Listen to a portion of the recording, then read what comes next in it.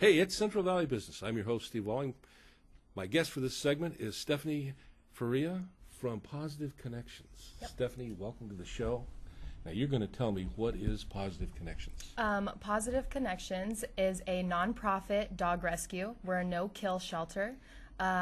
We rescue dogs from local shelters, and we rescue all breeds, all sizes. We're not a breed-specific rescue. We rescue dogs of all breeds. If I jumped up, I went, "That's great!" You know I'm enthused, right? Yeah, I think so. There you go. No, seriously. You know, there's just so many of these little guys and girls that run around Yes, that have ended up on the street, or I kind of like dogs a little bit, and a little bit. yeah, a little bit, but I got a couple of rescues at home, as a matter of fact. But the thing is that, you know, people, there's a movie that'll come out, and whether it's one of the Chihuahua movies or Yep. whether it's a sled dogging movie or Yep. whatever, and that's the greatest looking dog, I got to go get one. Yep. With, you know, I live in an apartment and I want to get a big Samoyed. Not a good idea. Not a good idea, right? Right. You know, these little guys and little girls, they need someone to look after them, and sometimes there are some rare occasions where we have to separate with our pets. That's right. But most of the time, it's because we made a poor decision in the first place, Exactly. and then we make that second poor decision. Mm-hmm. We make them disposable, Yes. and that gets pretty sad. Yes. So we pick up people's disposed animals, basically. Game of Thrones was a big one. People wanted huskies after that. Okay. So we've seen a huge boom in the amount of huskies that are found in shelters because of that. And they're a very high energy breed. They need a lot of structure, they need a lot of training, and people, like you said, they don't think about that. They want to jump on the bandwagon, they want to get that dog because it's beautiful and it looks nice. If you're not willing to put in a good hour a day with a husky, and make sure that it's got cool Exactly. space, because their coat for the Central Valley, it's not cutting It's it. hot here. It's hot. Yes, they need it is. cool, really cool, even cold, Mm-hmm. on a daily basis, you know, and access to it. Not out in the yard on a chain or whatever, but they've got to have that burn off of energy. Otherwise, they become problematic. Yeah, they tend to be escape artists, which is another big reason why we see so many of them. And they get down the road before you're even Yes. aware that they're gone, yeah. Yep. But So, also the little dogs. I'm going to tell you, I have my wife and I, one of the dogs that we rescued was a little Chihuahua that, this was out of Madeira, and he was picked up in a schoolyard, been left and had a rubber band wrapped around his tail and stuff. And he's been part of our family now for about 8 years, but he still, once in a while, sounds and stuff makes him twitch. You can tell that you know, Yes. there was things in his life. I mean, I'm not a dog psychologist, but you know, you can't help but feel for these little guys. Yep. You know. So you're in Kingsburg, or the center's in Kingsburg. Yes, we the rescue's located in Kingsburg, but every Saturday we head up to San Jose, and we have adoptions at the PetSmart in Almaden and at the Pet Food Express in Los Gatos. But we are available by appointment in Kingsburg. In Kingsburg here, yes, for local people. Exactly. How's that working out for you, going up there and doing the adoption process? Really well, really well. We have a really large following there. We're actually trying to become more local because more people know about us in San Jose than they do in the Central Valley. So we're actually trying to be more recognized here in the Valley. We'd like to do more local adoptions. And obviously, if our adoption numbers are high, that means that we're helping more animals in need. Absolutely.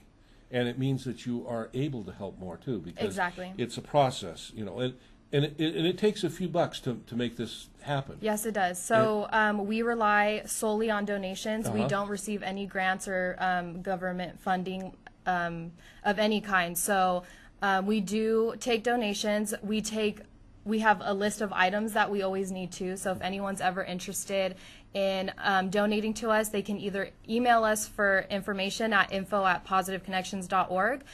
We also have a Facebook. And that's facebook.com/Pawsitive Connections Kingsburg. You can see it right there on the screen. And if you go to our Facebook page, there is a PayPal link that people can donate to. I was just going to ask, how can they do it? So they can do it right from your Facebook page? Exactly, yeah. Great. And we're working on our website, but it's currently under construction. So. I understand how that goes, yeah. So Do you have any like special events here? Okay, you go up there for adoption, but do you have anything here in Kingsburg that you do? You know, like maybe an annual fundraiser or a semi-annual fundraiser. Do you have any things like that going on? Right now, we're slowly getting into it. Kingsburg had their parade, their Christmas parade, so we were out there promoting ourselves and selling some items that were all handcrafted, handmade, and we were selling those out there and just getting our name out there. So we're hoping by doing small things like that, having little booths at different events, that will grow and get our name out there more. Well, that'd be good. That'd be very good. How are you doing for volunteers too? Yes, we do have volunteers. We have volunteers from different high schools, actually, students that come out and help us at the facility. And we have a few fosters, and we love our fosters because if it weren't for our fosters, we wouldn't be able to take our medical needs dogs. So we have fosters, we have volunteers. We have... Now, for our audience, I'm going to clarify. A foster is someone that will foster the dog in their own home. Until the dog's ready to be adopted, yes. Shorty is actually one of my fosters. Yeah. He was... we pulled him from Kings County Animal Services, and he's one of those special needs dogs that's going to need a special home. He's pretty fearful of a lot of things. He's gotten a lot better. He's really adjusted well into being in a home environment. But when I first got him, he was terrified of walks. He was terrified of people. He was terrified of the washing machine or the dishwasher. Every little noise really freaked him out. But that can be tough. Yes, and that's why we need foster homes to help dogs like Shorty or dogs with special... So people that can volunteer would be good to show up or get a hold of you. People that can volunteer to foster is a need that's always there. Yes. People that can find some way to donate, whether it be... Now, they can get a list going to your Facebook page about the things that you need. This is great. Yeah. How long have you been in business? 2011. So you got a few years under your belt. Not me personally, well, but the rescue, the yes. rescue does. And that's good. It means it's working. It's sustaining itself. Well, we like to do it. Yeah. It's not an easy thing to do. We have a really dedicated staff and a group of volunteers and fosters, and that's great for those little guys. It's a group effort for sure. Yeah, that's wonderful. Listen, Stephanie, I want to thank you for being on the show. This is good stuff. Why don't you come back? Give it a couple months. Going to come back and you're going to tell me. I want names of people that show up and volunteer after they've seen this. Okay, so if you're out there, you got a business, you want your name, you contact them, and when she comes back, we're going to talk about you. Or if you want to make a big donation, you write it down, you come back, we'll talk about it. We'll give them credit. Perfect. Right? Thank you very much. Thank you. Thanks for being on the show. Thank you. Pawsitive Connections. Check them out.